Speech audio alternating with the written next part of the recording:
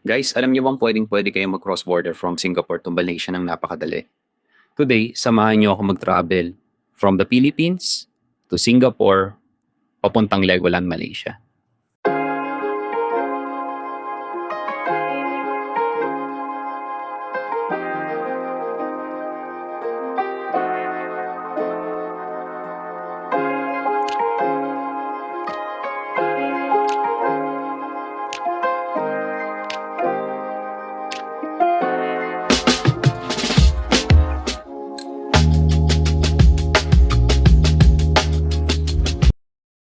First, before heading to NAIA, make sure yung passport nyo at least 6 months of validity.